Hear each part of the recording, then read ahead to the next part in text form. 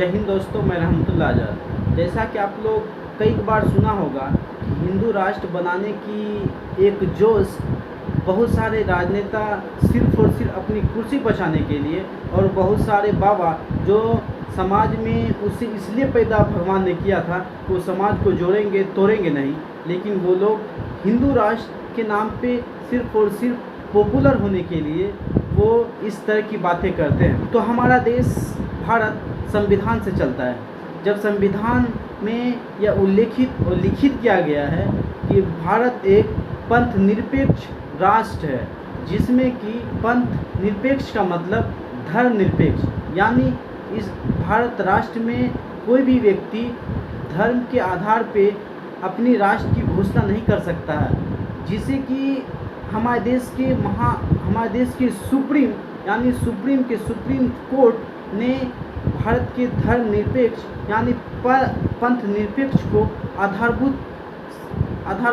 आधारभूत संरचना माना है। तो मैं भारत के वैसे राजनेताओं से और वैसे ढोंगी बाबा से पूछना चाहते हैं कि अपनी कुर्सी और पॉपुलैरिटी के लिए सिर्फ और सिर्फ कुछ भी लोगों के सामने परोसना, ये कहाँ से आप लोगों ने सीखा है?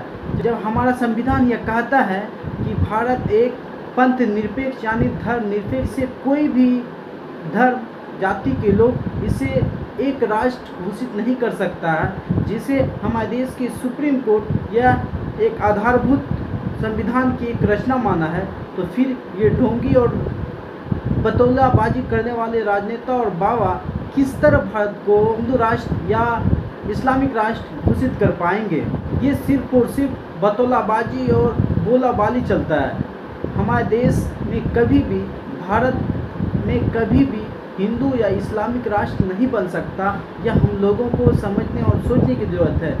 इन बाबाओं की कहने और इन राजनेताओं की कुर्सी बचाने के चक्कर में सिर्फ और सिर्फ हिंदू मुसलमानों को इस तरह की भावनाओं के साथ खेला जाता है और भावनाओं को परोसा जाता है, जिससे कि आपस में ये लोग लड़े और वो अपनी कुर्सी और बाबा लोग पॉपुलैरिटी प्राप्त करें, जिससे कि उसकी पेट और पेटियाँ और अपनी जिस्मानी खुशियाँ उसे मिलता रहे।